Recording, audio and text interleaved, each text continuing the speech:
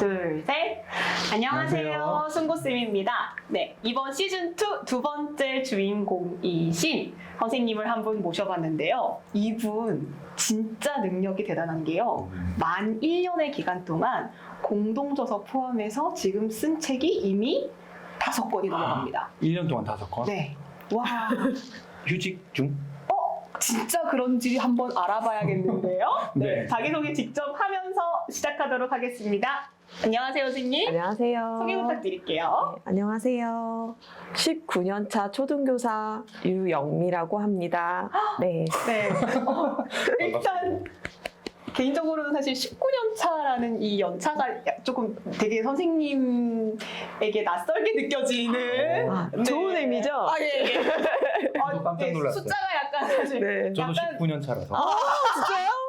네. 오, 우리 같은 학번인가 봐요. 01학번? 01학번. 아, 네네. 이런 또 연결고리가 반갑습니다. 네네네네. 있었네요. 네, 반갑습니다. 선생님, 그러면 이 순고쌤 인터뷰를 직접 또 신청해 주셨는데 요 신청하신 이유부터 한번 들어볼게요. 아, 네.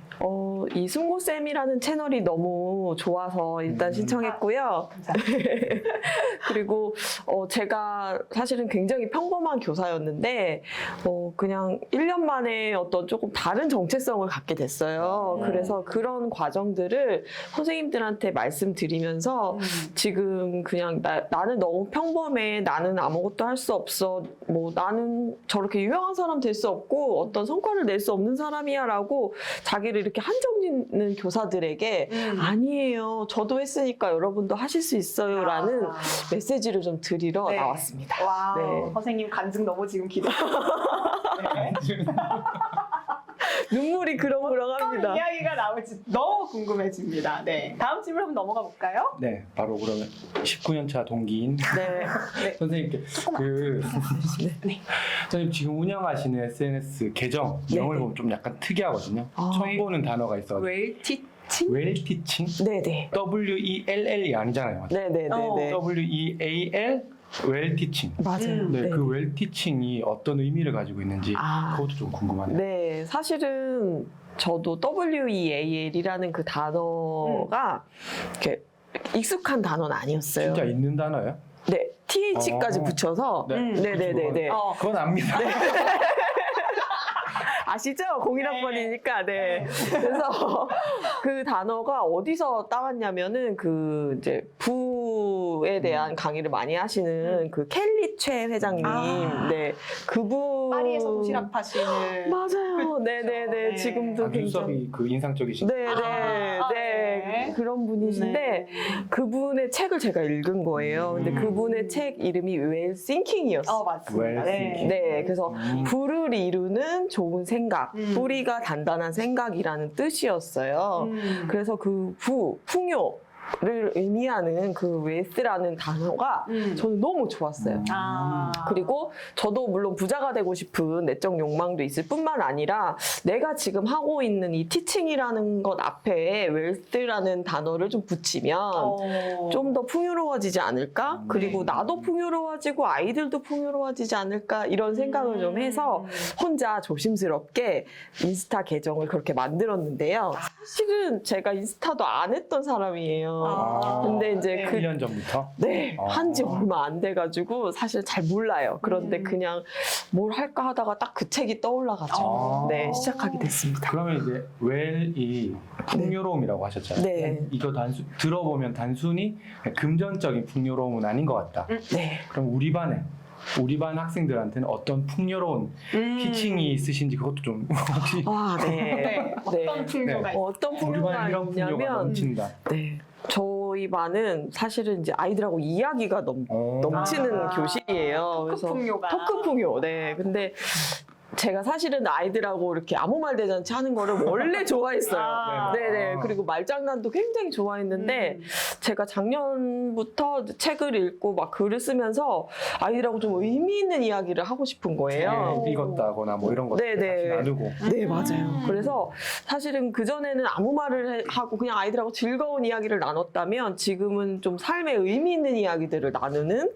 그런 교실을 만들어가고 있습니다. 근데 이게 저도 종종 그런데 네. 내가 어디서 보고 인상 깊어가지고 애들한테 얘기하면 네. 사실 자기 만족일 수도 있잖아요. 그렇죠. 네, 맞아요. 아이들한테 간이야. 네. 나만 막. 네, 튕겨 나올 수 있어요. 근데 이제 네네네. 그런 게 아니라는 게 또 아이들 반응 속에서 네네네. 예를 들면 최근에 들었던 아이들의 반응 같은 거 있으세요? 괜찮았었던. 정말 놀라운 또 반응이 하나 있었는데요. 제가 요새 또 자기계발서에 빠져 있어요. 원래 좋아하긴 했는데 제가 이제 최근에 좀 다치면서 네, 조금 이제 책을 더 열심히 보는 쪽으로. 네, 보는 네. 쪽으로 쓰는 것보다 보는 쪽으로 좀 몰입하고 있는 시기인데 아이들이 조금 더 남다른 생각을 했으면 좋겠다. 그리고 나를 성장시키는 생각을 했으면 좋겠다. 생각이 정말 중요하구나. 이런 생각을 하고 있었는데 아이들한테 제가 은연중에 수업 중에 얘들아 정말 생각이 진짜 중요해. 생각이 전부야. 그게 너희들을 만들어갈 수 있어. 이런 얘기를 했어요. 무려 1학년들한테. 1학년 네. 아이들- 6학년이랑 대화라고 네. 네, 아이들이 뭐 저건 또 뭔 얘기지? 약간 이런 눈빛을 보냈어요. 근데 어떤 얘기 하다가 우리가 뭘 하기 싫을 때 그거를 꼭 너무 하기 싫어 이렇게 생각하지 말고 그걸 하고 났을 때 기쁨을 한번 생각해 보면 어때? 이런 얘기를 했거든요. 근데 아이들이 맞아요. 어떤 친구가 주사는 아프지 않고 주사는 달콤한 거예요. 이렇게 얘기하는 거예요. 그래서 제가 깜짝 놀란 거예요. 그러니까 저희가 1학기 내내 아이들하고 사실 그림책을 많이 네. 읽었거든요. 그래서 아이들하고 그림책을 읽으면서 아이들이 정말 그런 그림책에 반짝이는 생각들을 많이 흡수를 했었는데 지금은 그게 막 조금씩 나오고 있는 거예요. 근데 사실 저 1학년 1학기 너무 힘들었거든요. 얘네들 너무 힘들었는데 사회화의 기간. 네, 정말 어떻게 잘 안 되고 막 애써도 안 되고 잘하는 게 보이지 않고 매일 아직 본능이 앞서는 애들. 네, 그렇죠. 매일 그 자리인 것 같고 제 얘기가 막 들어가면 안 튕겨 들리는 나오고 막 정말 힘든 1학기를 보내면서 그나마 제가 그림책을 부여잡고 1학기를 보냈었는데 그 이제 심었던 씨앗들이 지금 조금씩 나오는 거예요. 그러면서 아이들이 야 주사는 아픈 게 아니야 주사는 달콤해 이렇게 얘기하는 거예요. 근데 마치 그 그림책 제목처럼 아이들이 그렇게 한마디씩 네. 던지더라고요. 책 한 개 나왔다. 네.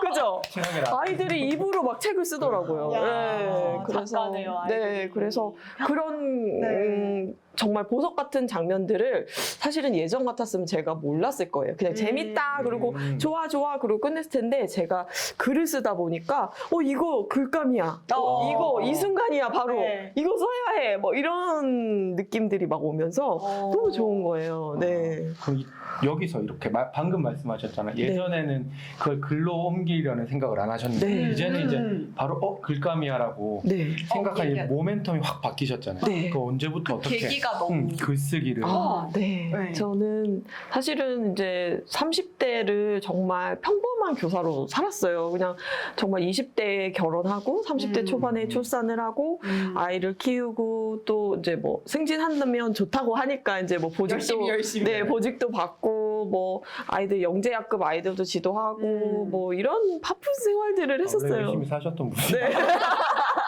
일단 네. 구력이 있어. 네, 그냥 이렇게 뭐를 열심히 하지 않으면 네. 불안한 거 있잖아요. 그 마음이었던 것 같아요. 그래서 우리 그렇죠. 교사들 근데 다 그렇잖아요. 모범생병. 네네. 그렇죠, 맞아요. 그렇게 살았기 때문에 그게 어디 못 갑니다. 그래서 30대에도 여전히 열심히 살고 있었어요. 그런데 그게 그 안에서 제가 없다는 걸 발견하게 된 것 같아요. 네, 그래서 건강도 좀 안 좋아지고, 네, 그리고 어떤 이제 마음도 좀 아파지고, 네. 그래서 약간의 우울감과 막 아픔과 이런 것들이 이제 안 좋게 오더라고요. 네, 그래서 지치는 몸이, 약간 네. 번아웃 같은 거였던 네. 것 같아요. 네, 경험해 보셨나요? 저는 네. 경험을 네. 지금이에요? 공감한 편이라서 아, 네네. 깊이 이렇게 안 파고 이런 네. 좀 온다 싶으면 이렇게 휴일 맞으면 좀 찾아요. 네네네네. 다행이네요. 네. 당황하셨어요. 다행이라고 저. 생각. 동기로서 이렇게 동기로서 번아웃 오나요? 막 이런 거 있잖아요. 왜냐하면은 저가 힘들어할 때 비슷한 선생님들이 고백하시더라고요. 저한테. 사실은 나도 그랬어. 뭐 이렇게. 네.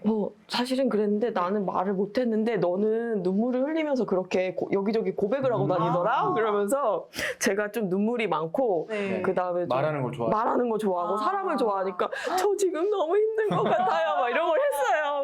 그러니까 선생님들이 제가 좀 안쓰러웠는지 막 자기의 인생을 막 나눠주신 거예요. 나는 이렇게 극복을 했고 나는 이렇게 극복을 네네네. 했어. 막 그런 네. 얘기를 해서 제가 그나마 이제 그런 것들로 이제 조금씩 수혈해 가면서 그때 견디긴 했는데 근원적인 질문들이 계속 저를 괴롭혔던 것 어떤 같아요. 질문? 나는 이렇게 사는 것이 맞는가? 어떻게 네. 살아야 할 것인가? 어떻게 앞으로 살아야 할 것인가? 나의 앞으로의 교직은 어떻게 살아야 되는 것인가? 사실은 단순하게 생각하자면 아이를 키우고 승진을 해서 교장이 되고 뭐 퇴직을 하면 되겠지. 뭐 이런 네. 아주 심플한 루틴이었는데 그걸 제가 원하는 것 같지 않은 생각이 드는 거예요. 그리고 그 다음엔 그럼 뭘 해야 되지? 뭐 이런 질문도 오고 그 과정에서 내가 진짜 기쁜가? 내가 이걸 즐기고 있는가? 내가 성장하고 있는가? 뭐 이런 질문들이 저를 계속 괴롭히더라고요. 근데 사실은 남들이 보기에는 어떻게 보면은 쟤는 참 멀쩡하고 잘 지내고 있는데 저 혼자 그게 문제인 거예요. 저 혼자의 문제. 그래서 그런 아주 사소한 조언들은 참 도움이 됐지만 근원적인 도움은 못 됐던 것 같아요. 그래서 고민을 하고 있던 차에 그 앞서 나오신 김성화 선생님 네. 아시죠? 네, 그 황정음 씨. 황정음 씨. 네. 교육계 황정음. 황정음 씨, 당당하신 황정음 네. 씨께서 이제 유명한. 이렇게 출간을 하셨는데 네네네네. 제가 예전부터 좀 버킷리스트처럼 나도 좀 책 써보는 거. 네네네 책 써보고 싶다. 그냥 막연한 꿈이었는데 욕심이 좀 나더라고요. 그래서 선생님께서 저를 좀 이끌어 주셨어요. 네, 그래서 뭐 이렇게 딱 붙어서 뭐 밀착으로 뭐 도와주신 건 아니지만 그냥 카톡으로 소통하면서 선생님이 저한테 필요한 자료들을 이렇게 뭐 보내주시고. 파일로 보내주시거나 선생님 저 오늘 이래서 못 썼어요. 그러면 이제 오늘도 쓰세요. 이렇게 하시고 며칠까지 선생님이 이 분량을 좀 쓰셨으면 좋겠어요. 뭐 이런 것들을 아주 페이스메이커 역할도 같이. 네, 맞아요. 그런데 네. 정말 놀라운 건 같이 했어요. 선생님이 저는 두 번째 책을 쓸 테니까 선생님은 첫 번째 책을 쓰세요. 이렇게 와. 말씀하신 거예요. 그러니까 이제 같이 하자는 네네 김성화 쌤 입장에서도 네네 누군가 베이스에 만드신 거죠, 자체로. 네네네. 있어서 두 번째 책이 네네네 책 쓰기 친구를 만드셨던 것 같아요. 네, 근데 이제 너무 좋다. 저를 그 메이트로 선택해 주신 것에 제가 참 영광이고, 네, 그리고 선생님은 정말 그냥 묵묵히 가시더라고요.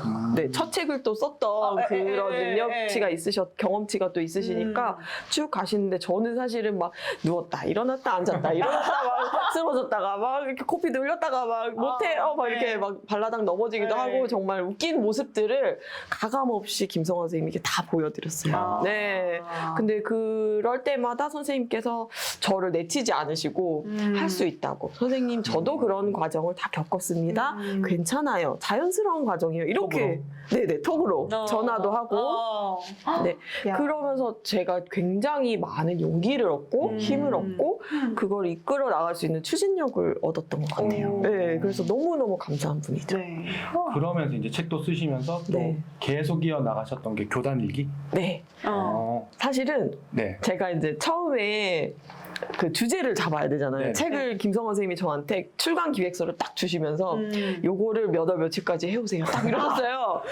틀을 주시고. 네, 틀을 주시면서. 근데 그 안에는 온전히 제가 다 채워야 되잖아요. 뭘 써야 하는지부터. 근데 정말 뭘 써야 되지? 네. 근데 성화 선생님은 저한테 쓸 수 있어요. 선생님은 쓰실 수 있어요 했지만 도대체 뭘 써야 되는지는 안 가르쳐 주신 거예요. 그때부터 이제 머리가 지끈지끈 아프고 막 갑자기 소화가 안 되고 막 잠을 막 10시간씩 넘게 자고 싶고 막 회피하고 싶고 막 이런 거 있잖아요. 그렇죠. 안 하시면 되는데 왜 네. 굳이 아파가면서 네.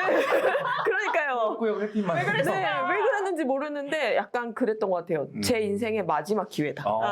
이렇게 나를 도와줄 귀인이 나타나지 않을 것 같은 가까이, 거예요. 그죠? 네. 네. 왜냐하면 제가 거의 뭐 17년, 18년 동안 네. 교직 생활하면서 저를 소소하게 이렇게 응원해주고 해주신 분들이 있었지만 정말 이렇게 열정적으로 밀착적으로 나를 해주신 분은 없었거든요. 네. 그래서 이거는 귀인이다. 이분은. 그리고 이거는 기회다. 이래서 너무 싫은데 그냥 그거에 되게 매달렸던 것 같아요. 네, 그래서 그 기회를 꽉 잡았어요.